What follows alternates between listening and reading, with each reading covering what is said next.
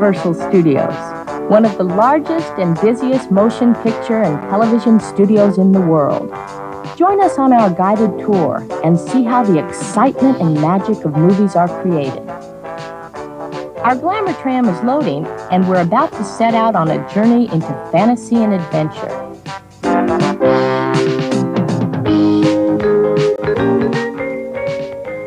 Our tour guide is Julie. Here's a good bird's-eye view of Universal's fabulous back lot, where we're going to get a close-up look at what goes on behind the scenes in Movieland.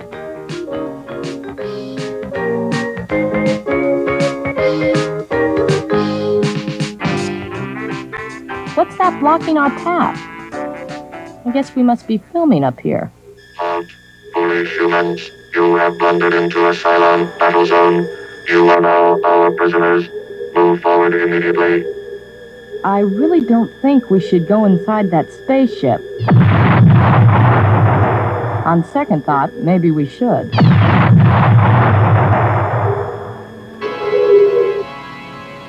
This group of very strange-looking Earth creatures has been captured while attempting a sneak attack on our battleship. Foolish mortals, your fate is sealed. What is the standing order of your Imperious Leader?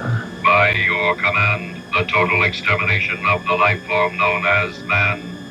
Our position here has been discovered. More humans may follow. Prepare for liftoff. 10, 9, 8, 7, 6.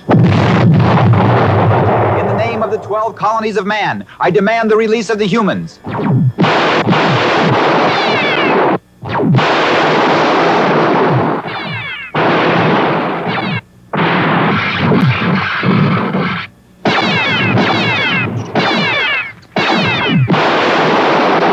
Get out of here. I'll be all right.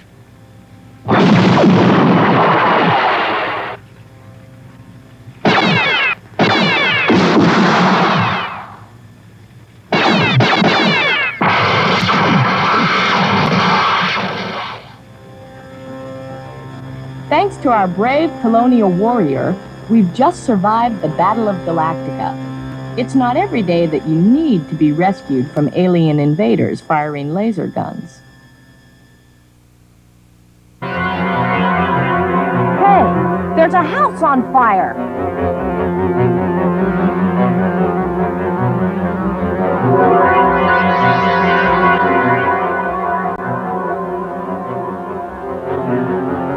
Actually, it isn't really burning. The flames are real enough, of course, but no part of the house will ever catch fire. It's just a good example of movie special effects, and only one of many we're going to see on our studio tour. We're headed down to Universal's front lot, among the huge sound stages where indoor filming is done. There are 35 of these giant buildings here. The largest is about the size of a football field.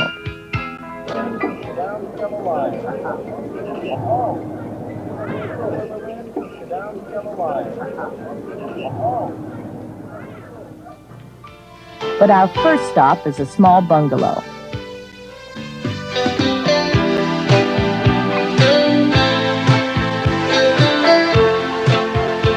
The lady won a whole shelf full of Academy Awards during her illustrious career.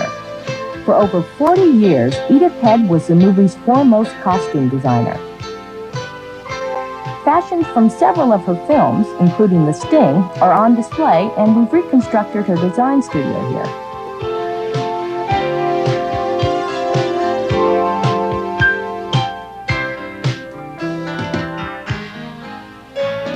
Our next stop is the special effects stage, presented by Eastman Kodak Company. This is where the magic really starts, and you'll see how important imagination is in the making of a motion picture.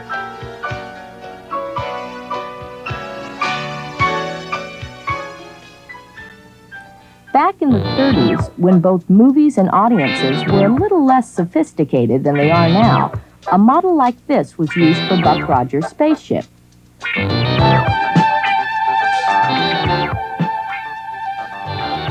It sailed through the galaxy, trailing sparks and smoke, and everyone was sure this was what the craft should look like.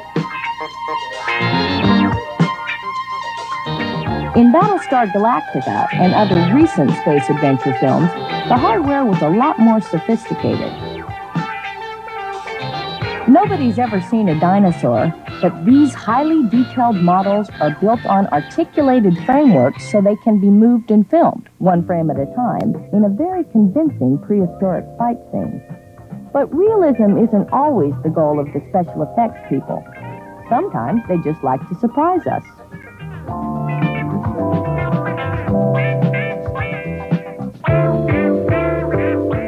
In his comedy extravaganza 1941, director Steven Spielberg made extensive use of elaborate miniatures like this amusement park, with its hundreds of tiny light bulbs.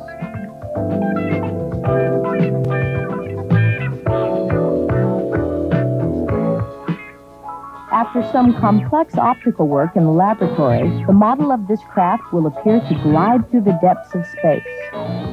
Only in the more recent versions of his adventures did Buck Rogers travel in such first-class fashion. Our actors here, by the way, are members of our own tour group.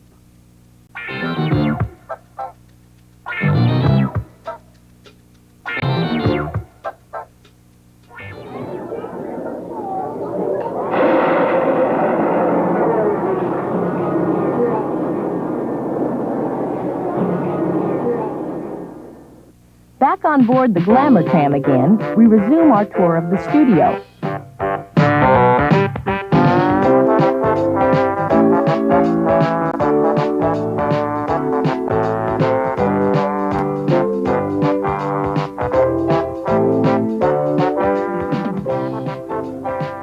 We travel right through the main prop warehouse.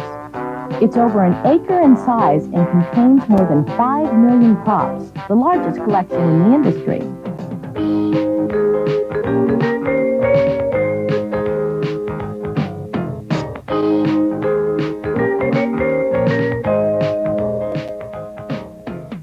This is the back lot, where we do much of our exterior filming. Here on Brownstone Street, many movie scenes of city life have been shot, including Lady Sings the Blues and The Sting, which won the Oscar for Best Picture in 1973.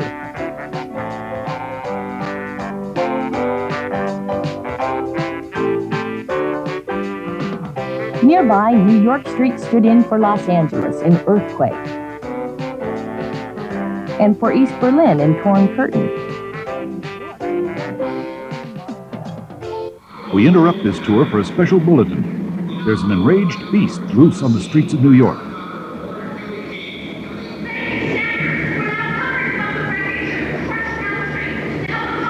Major! Repeat, you are... What? No, we have to go down and help them! The track behind you! Behind us? Where? I don't see it! No! Where? Oh!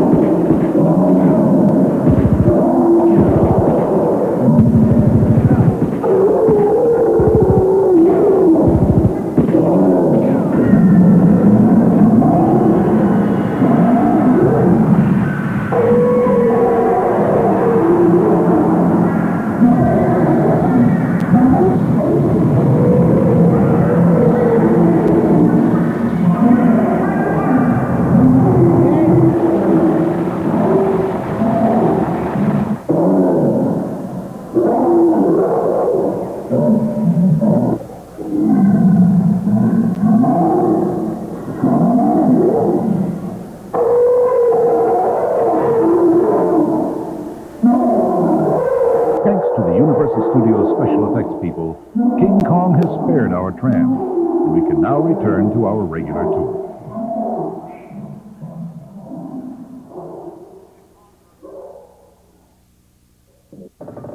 I'm really sorry we have to go over that old bridge. I worry every time we cross. It's never been very sturdy, and now it looks like it's falling apart.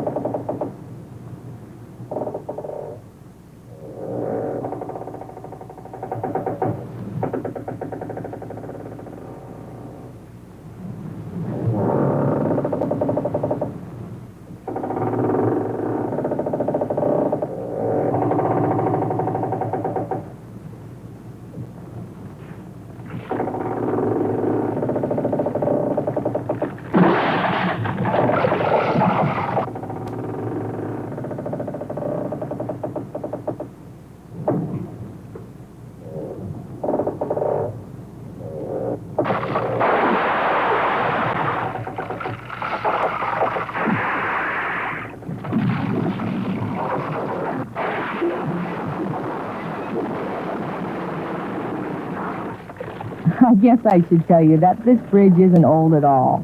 It was built in 1974, and thanks to the good work of our special effects people, it collapses right on cue and then puts itself back together again for the next tram. We'll have a short rest stop here at Prop Plaza. Good place to stretch your muscles and take a few pictures.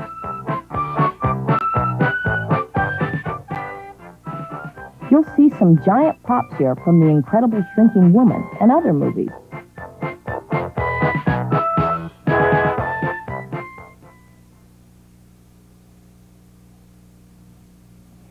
We resume our tour on the Glamour tram just in time to get caught in a rainstorm. Hollywood style, of course.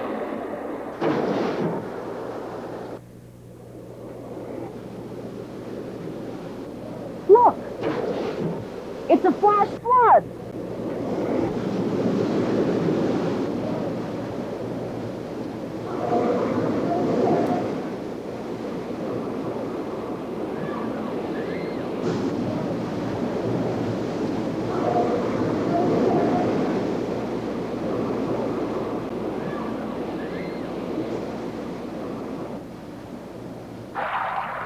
But even the falling tree is a part of the animation act. Our flood is created when 10,000 gallons of water are released from huge tanks on the hill above. The water will be pumped back up to the tanks again in about 90 seconds and ready whenever the next flash flood may be called for.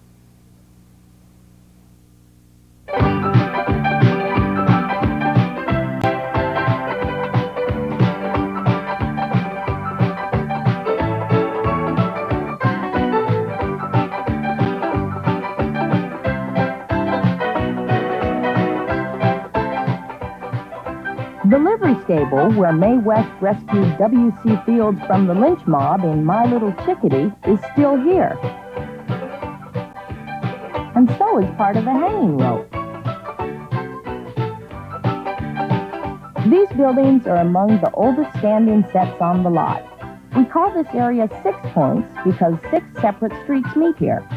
Originally, each street represented a complete western town, with its own bank, sheriff's office, and saloon. In the days of silent movies, we could film 6 different western epics here, all at the same time. Tom Mix, Hoot Gibson, John Wayne, and Jimmy Stewart all made western movies on these streets. For Shenandoah in 1965, we had crowds of extras here. We never actually made a survey, but we think this is probably the skinniest church in the world.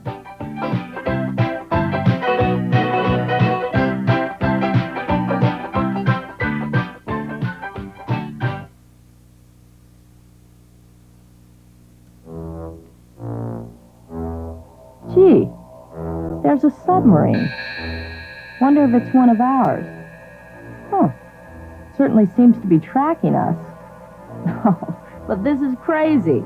Who ever heard of a sub torpedoing one of Universal's glamour trams? But look, They've launched a torpedo right at us.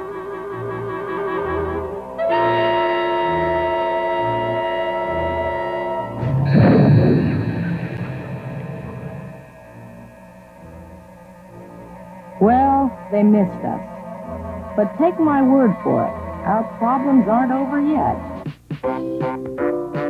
Now our road is blocked by water. But since this is Universal's version of the Red Sea, we should probably get busy and part it.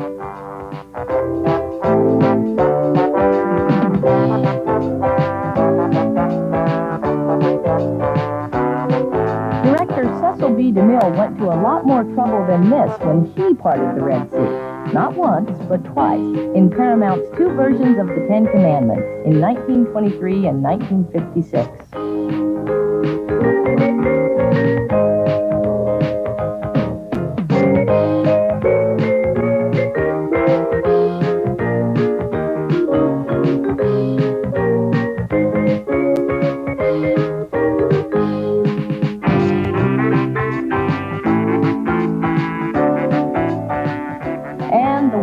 Closed behind us, just the way they're supposed to. Now you can say the Red Sea has parted for you, and you got through it without getting wet at all. In this section of the back lot, everything looks slightly foreign, and deliberately so. This is Little Europe.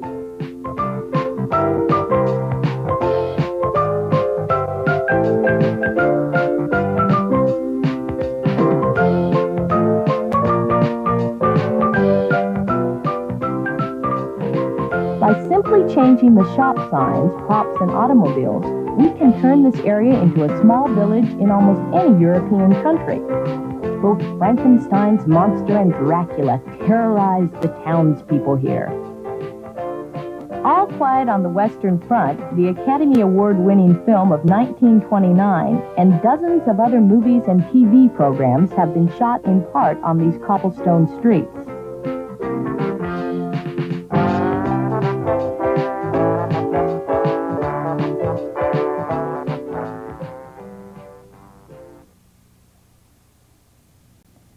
Ah, Amity Island. The name sounds so pleasant.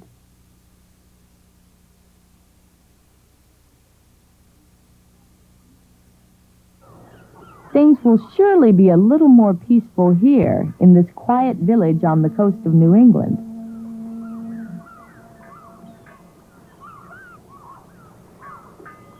But I'd feel guilty if I didn't tell you that this is the town of Amity, which was terrorized by that ferocious great white shark in Jaws, one of the industry's all-time top moneymakers. We've been trying to catch the shark, but I'm afraid he's still here, somewhere. There he is! Hey, look out!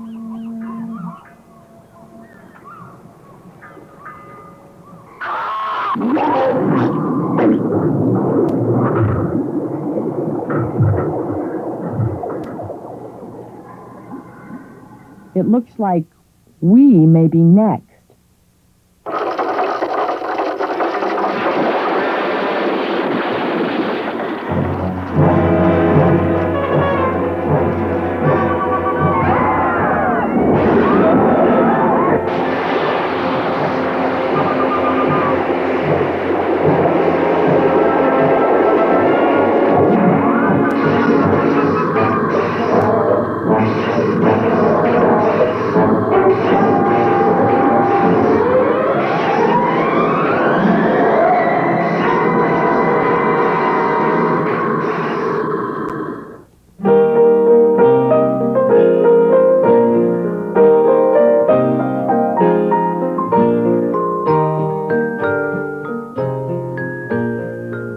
Once the famous home of the Munsters, a popular TV series of a few seasons back. We're entering Colonial Street. All these houses look very real until you discover that they're just shells, or even just facades, that are used for exterior filming only. This is a nice neighborhood. At one time or another, for movies or TV, Doris Day, Beaver Cleaver, Dr. Marcus Welby, the Hardy Boys, and, years ago, Deanna Durbin all lived here. Probably our most famous resident was the star of Bedtime for Bonzo, Ronald Reagan.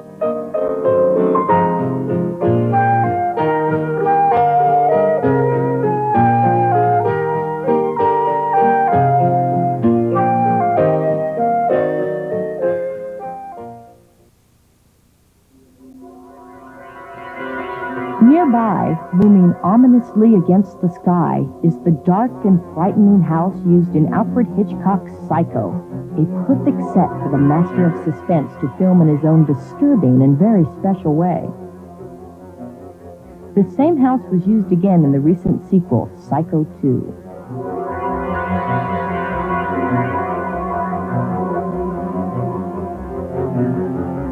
I bet you didn't realize it, but we've been climbing steadily.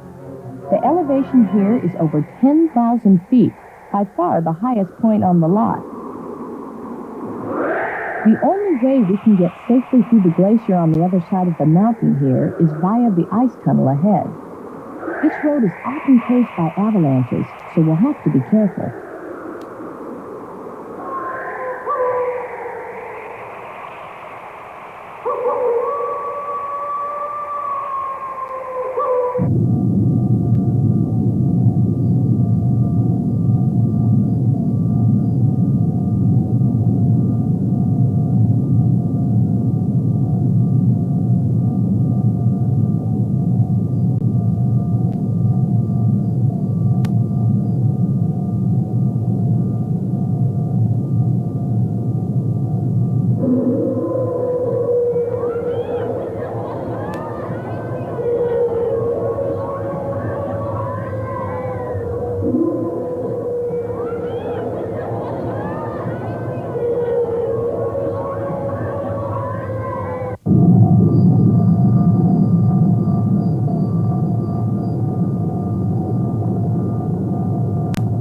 There's the end of the tunnel. Looks like we're going to make it after all.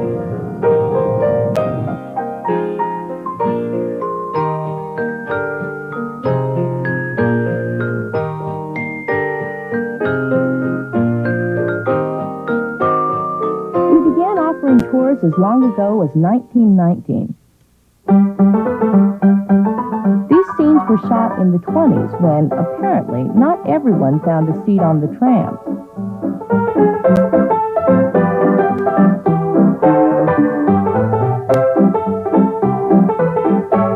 Carl Laemmle, president of Universal Studios then, had bleachers set up so tourists could watch movies being made.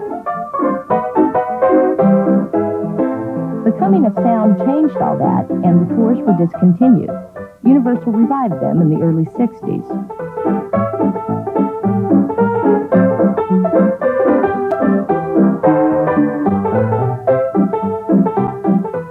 The studio was big and busy even in those early days, producing comedies and dramas and westerns that thrilled and delighted audiences all over the world.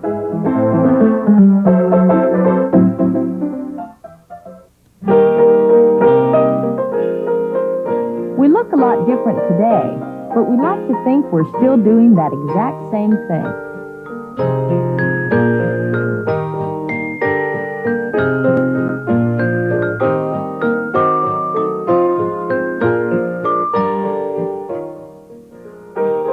Not far from where we'll get off the tram is the newly enlarged Universal Amphitheater. This theater draws capacity crowds in the evening when superstars of the entertainment world appear here in concert.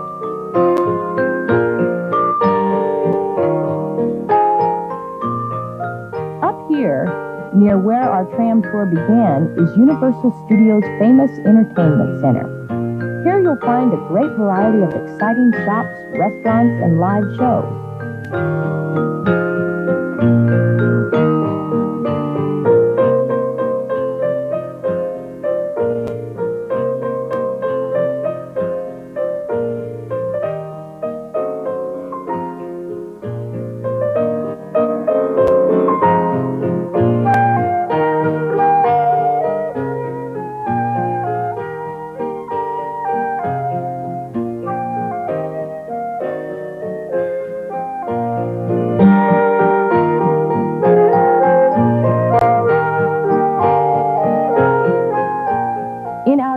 VHS comedy theater, we present one of the wackiest and funniest chase scenes ever concocted.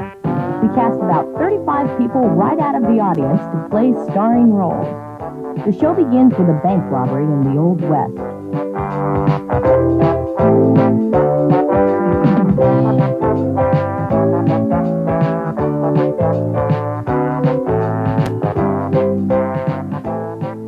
The crooks escape, and our camera crew films them riding mechanical horses, while painted scenery unrolls behind them.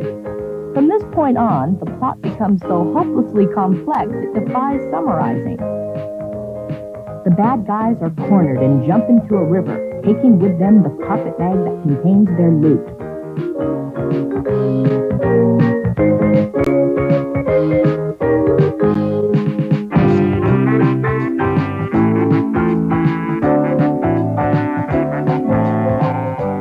Nothing is spared to bring you a spectacular production. And along with our leaky rowboats and acrobatic airplanes, you're sure to see some first-class comic talent.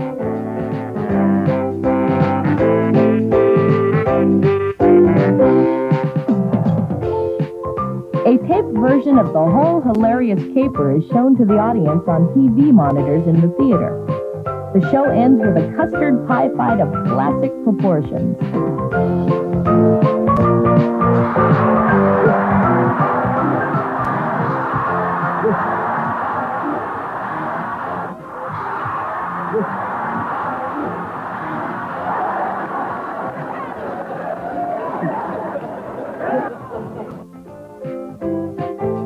Our animal actors stage presents the remarkable talents of a large cast of birds, chimps, and dogs.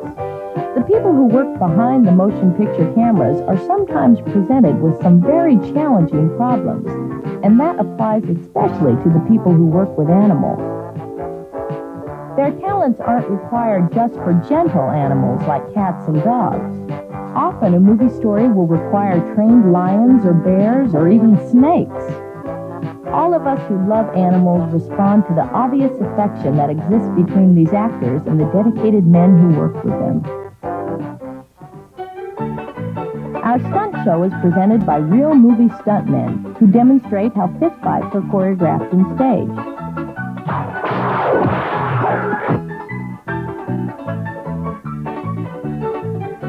We see a rawhide whip used by an expert, just as it might be done in a Western, with the good guy versus the bad guy. When the cowboy in the quicksand asks for a rope, his buddy gives it to him. Although these superb action scenes are presented in a Western setting, comparable stunt work may be needed for almost any kind of film, from horror movies to romances to space adventures.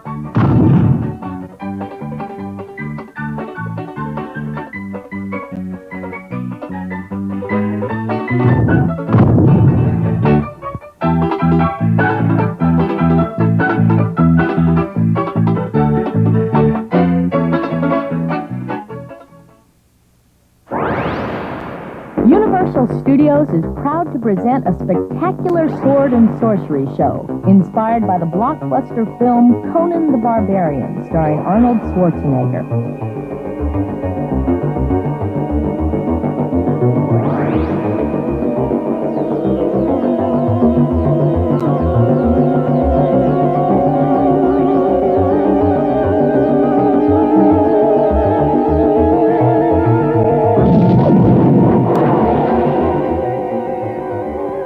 We have wizards and warriors, stalwart heroes and brave heroines, all mounted in one of the most astonishing stage presentations ever.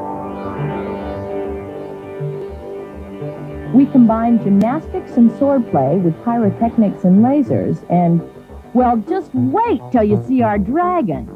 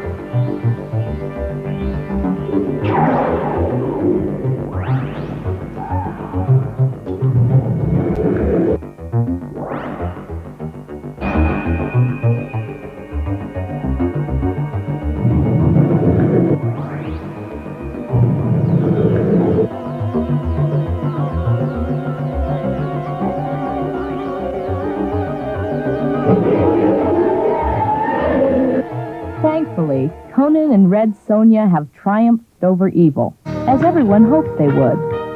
Here and elsewhere at Universal Studios, we've had a glimpse behind the scenes of Hollywood. The fun and excitement we've had here are all part of the best entertainment on Earth, the magic of the movies.